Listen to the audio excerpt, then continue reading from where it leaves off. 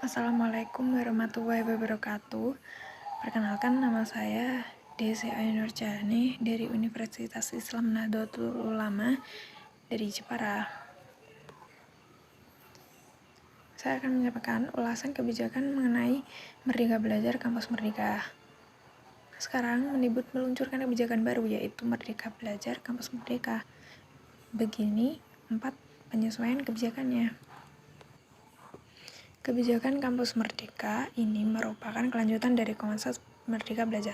Pelaksanaannya paling memungkinkan untuk segera dilangsungkan, hanya mengubah peraturan menteri, tidak sampai mengubah peraturan pemerintah atau undang-undang. Hal itu disebutkan oleh Mendikbud. Kebijakan yang pertama adalah otonomi bagi perguruan tinggi negeri dan perguruan tinggi swasta untuk melakukan pembukuan dan pendirian program studi baru. Otonomi ini diberlakukan untuk PTN dan PTS yang sudah memiliki akreditasi A dan B dan telah melakukan kerjasama dengan organisasi atau universitas yang sudah ke dalam QS Top 100 World Universities. Pengecualian berlaku untuk prodi kesehatan dan pendidikan. Ditambahkan oleh Kemendikbud bahwa seluruh prodi baru akan otomatis memiliki akreditasi C.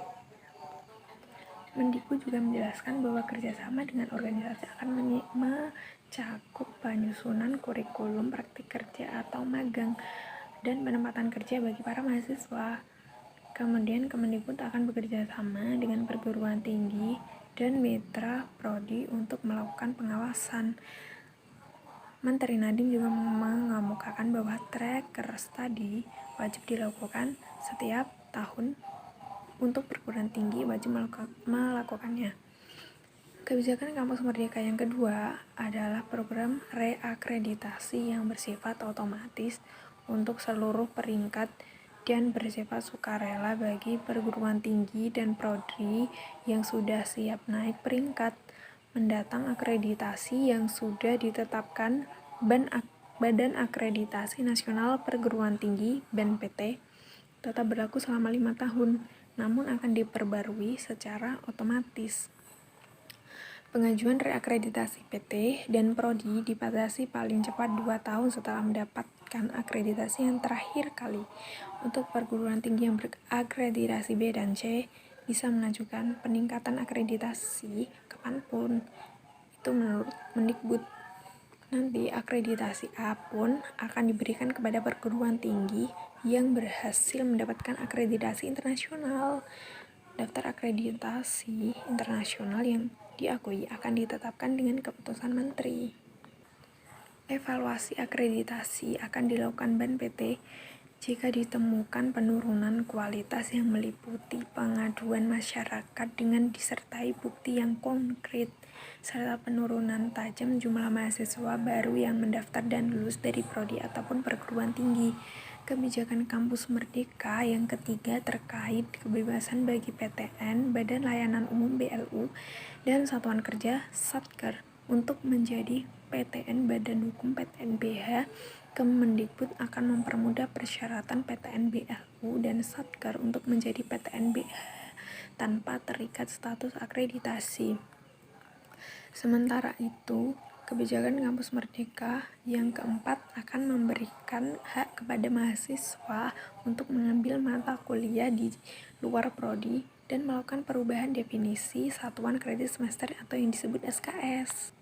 Perguruan tinggi wajib memberikan hak bagi mahasiswa untuk secara sukarela. Jadi mahasiswa boleh mengambil ataupun tidak SKS di luar kampusnya sebanyak 2 semester atau setara dengan 40 SKS. Ditambah, mahasiswa juga dapat mengambil SKS di prodi lain di dalam kampusnya sebanyak 1 semester dari total semester yang harus ditempuh. Ini tidak berlaku untuk prodi kesehatan. Di sisi lain, saat ini bobot SKS untuk kegiatan pembelajaran di luar kelas sangat kecil dan tidak mendorong mahasiswa untuk mencari pengalaman baru, terlebih di banyak kampus. Pertukaran pelajaran atau praktik kerja justru menunda kelulusan mahasiswa. Lebih lanjut, Mendikbud menjelaskan terdapat perubahan pengertian mengenai SKS. Setiap SKS diartikan sebagai jam kegiatan, bukan lagi jam belajar. Kegiatan ini di sini berarti belajar di kelas, magang atau praktik kerja di industri atau organisasi, pertukaran pelajar, pengabdian masyarakat, wirausaha, riset, studi independen, maupun kegiatan mengajar di daerah terpencil. Setiap kegiatan yang dipilih mahasiswa harus dibimbing oleh seorang dosen yang ditentukan kampusnya. Daftar kegiatan yang dapat diambil oleh mahasiswa dapat dipilih dari program yang ditentukan pemerintah dan atau program yang disetujui oleh rektornya. Begitu kata Mendikbud. Mendikbud menerangkan bahwa paket kebijakan Kampus Merdeka ini menjadi langkah awal dari rangkaian kebijakan untuk perguruan tinggi. Ini tahap awal untuk melepaskan belenggu agar lebih mudah bergerak. Kita masih belum menyentuh aspek kualitas. Akan ada beberapa matriks yang akan digunakan untuk membantu perguruan tinggi yang mencapai target.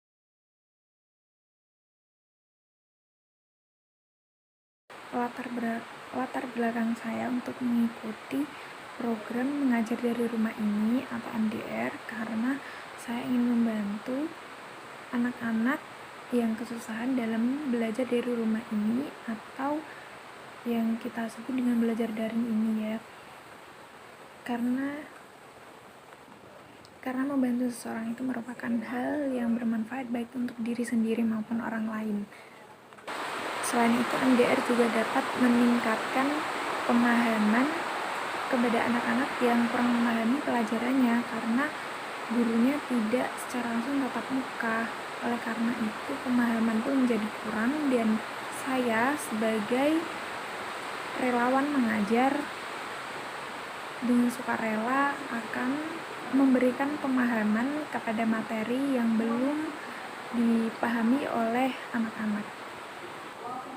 Hal ini menurut saya sangat menyenangkan. Selain menjadi kesibukan saya di jam-jam luang saya, mereka juga menjadi sangat terbantu oleh relawan mengajar seperti ini.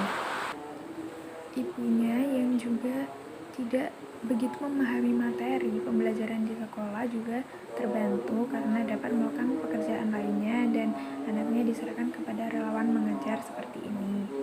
Jadi lebih mempermudah urusan juga.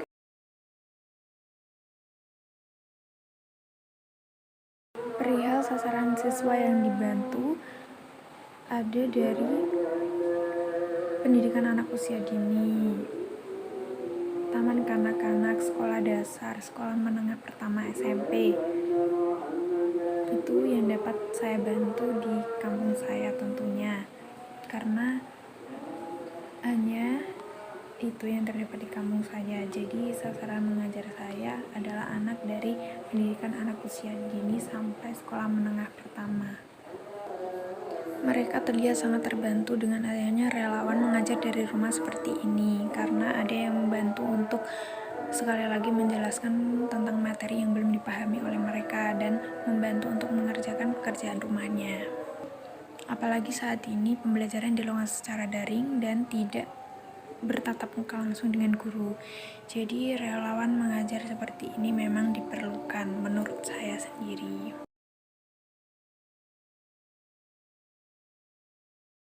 Ulasan materi yang saya ajarkan, saya menjelaskan materi yang tidak dipahami oleh anak-anak karena itu yang paling penting dan untuk membantunya mengerjakan pekerjaan rumah.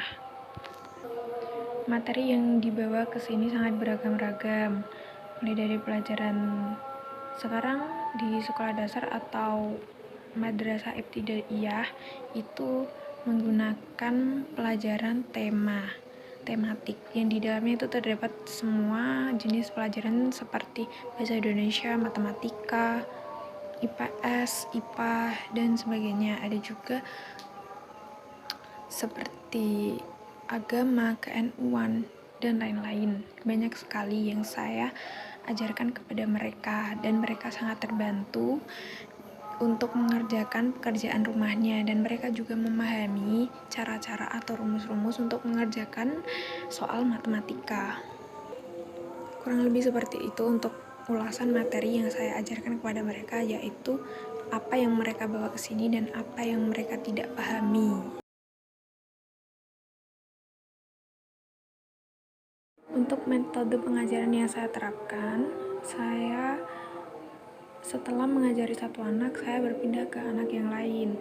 Jika anak tersebut menjadi satu kelas, saya akan mengajarinya langsung. Pertama-tama, untuk mengajarinya, saya akan menjelaskan materinya terlebih dahulu.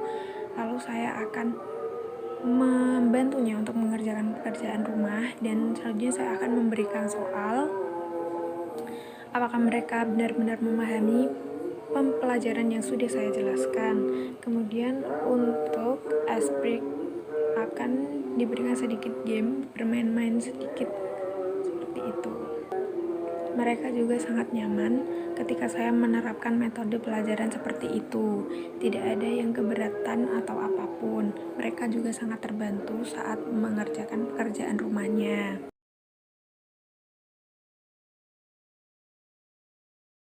Untuk kondisi sebelum pengajaran dari relawan mengajar dari rumah ini, anak-anak terlihat sangat tidak memahami soal dan pekerjaan rumahnya sangat berantakan. Saya sangat memaklumi hal tersebut karena sekarang ini adanya pelajaran secara daring dan tidak tatap muka secara langsung dengan guru menyebabkan pemahaman anak tidak terlalu menyeluruh atau bahkan sama sekali tidak paham. Jadi mereka sangat sulit untuk mengerjakan pekerjaan rumah. Apalagi yang tidak ditemani oleh ibunya atau ibunya sedang bekerja, mereka mencoba memahami sendiri dan itu benar-benar tidak bisa dilakukan olehnya sendiri. Untuk kondisi setelah dilakukan mengajar dari rumah oleh relawan, mereka sedikit terbantu atau bahkan ada yang sangat terbantu karena mereka lebih memahami materi karena dari pelajaran daring sudah dijelaskan, terus kemudian relawan menjelaskannya lagi, maka akan sangat membuat mereka sangat memahami materi yang ada di sekolahnya itu. Dan untuk pekerjaan rumahnya, mereka juga sangat terbantu karena ada yang mengajarinya juga mereka mengerti bagaimana cara mengerjakannya, tidak hanya tahu jawabannya saja. Adanya program mengajar dari rumah ini memang sangat membantu anak-anak seperti sekarang ini yang menggunakan sistem pengajaran daring dari sekolahnya, karena relawan bisa membantu memahami lebih mendalam pelajarannya karena mereka tidak tatap muka langsung dengan guru. Itulah yang menyebabkan pemahaman oleh anak-anak itu berkurang.